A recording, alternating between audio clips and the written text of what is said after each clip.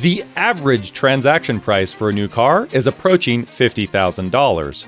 And trucks like this Toyota Tundra are averaging $60,000. That's an increase of at least 30% over the past 5 years. $49,500. Beginning of this year, according to Kelley Blue Book, that is the average price for a new car. General Motors is on track for record earnings this year. Auto loan debt is approaching $1.7 billion, and the average new car loan is coming in at $737 a month. And it's not just the high end of the market either. This middle-of-the-road GMC Sierra 1500 is coming in at $67,000 for an SLT package. A record number of owners are underwater with an all-time high negative equity in 2024. And according to Edmunds, they say nearly 1 in 4 vehicles traded in towards new car purchases with negative equity are underwater by $10,000 or more. Even so, automakers are refusing to make cheaper cars. They say margins are slim and costs are high. Chinese cars are cheap, but tariffs probably aren't going to be friendly with those, so I don't expect to see them in the US market anytime soon.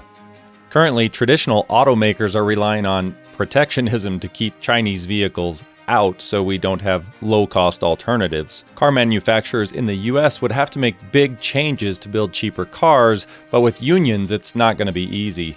Innovation costs money as well. Tesla started this revolution with a technology-driven car, and now everyone is chasing these advancements, including turbocharged engines, battery packs, efficiency improvements. It all comes at a premium. Governments also play a role. Worldwide, they have implemented tougher emissions standards, forcing manufacturers to invest in hybrid and electric vehicle technology. They do this by the CAFE standard, forcing regulation on how far a vehicle must travel on a gallon of fuel. Unintended consequences?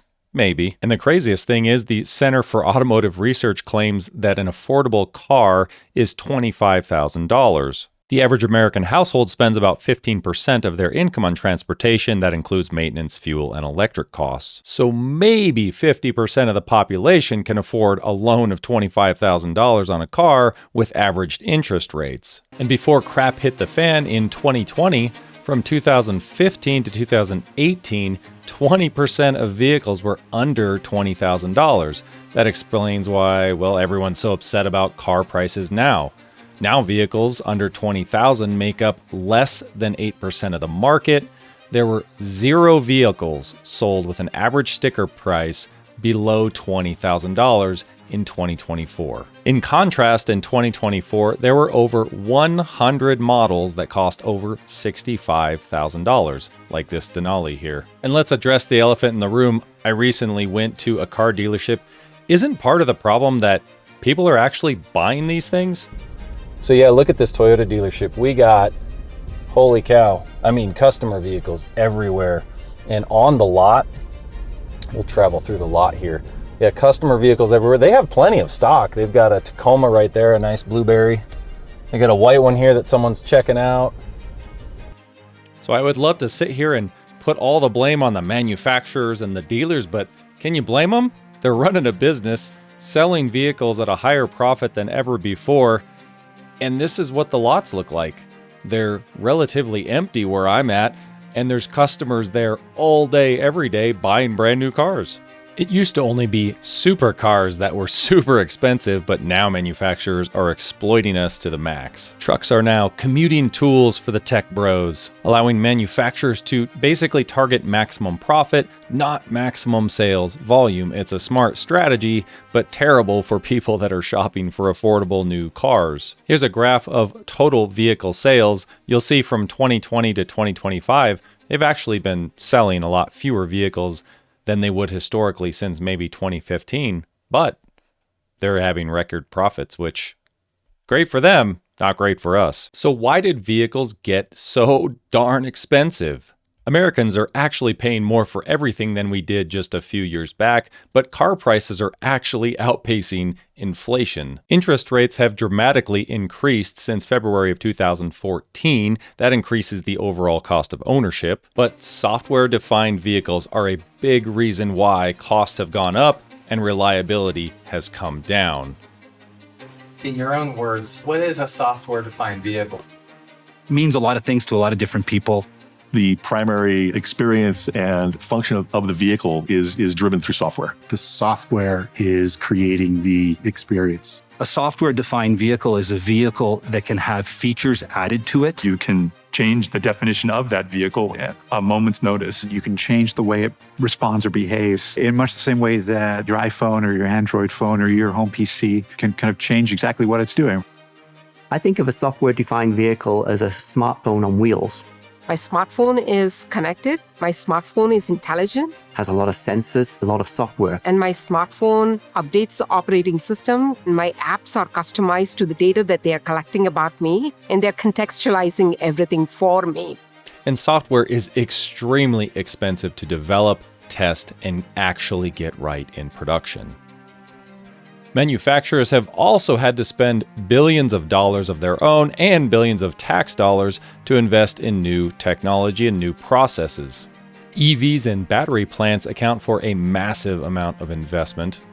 The software explosion in vehicles costs a lot of R&D money, as well as new technology in cars that I would argue we probably don't need, but things like this, autonomous driving and other assisted features, it costs a lot of money to develop these features and it costs a lot to test and maintain them. Manufacturers claim that around 70% of a vehicle's price goes into producing the vehicle itself. So 20% or more goes into advertising or marketing it. How do you think they pay all these YouTubers for airfare and hotels? So in theory, they claim they only have about 5 to 10% profit on new vehicles. Another big factor was after 2020, of course, the economy shut down, disrupted supply chains, affordability dropped dramatically. So what did they do? They couldn't cut prices, so they cut volume and raised prices. That's sort of how they handled the situation from 2020 on. This has removed a large part of the population as potential new car buyers, but the manufacturers seem okay with that, at least for now, unless the economy crashes. Now, if the stock market crashes and the wealthier people stop buying vehicles and they tighten their belts a little bit, they will likely be singing a different tune. Another big problem is this kind of creates downward pressure on the used market. What you see here, this older Toyota Tundra, these things are actually worth more than the newer Tundras. And gone are the days where you could find reliable transportation for, $2,500. Now it feels like the entry point for reliable cars is around $10,000. And many other old vehicles are actually going up in price because people are starting to value the simplicity of old vehicles and having a less connected vehicle, less software, less tech, and less to go wrong. And this is sort of how the auto industry thinks of us as the consumer. I'll give you some bits and pieces here and react to these. This is where software is going to just eat the car. This is why cars are going to be less reliable, at least in the near term. Things are going to get extremely messy. But watch the motives here of the car industry experts and the people that run these companies and what is coming down the pike for us all. And it allows you to do a software update that improves your whole fleet all at once. And if you can charge for upgrades because you're adding functionality, now you basically are monetizing it over a much larger number of vehicles. They love this idea. They love the idea of software as a service, you paying subscription fees. So now you buy your car and now they're going to get you on the back end for $20, $30, $40 a month.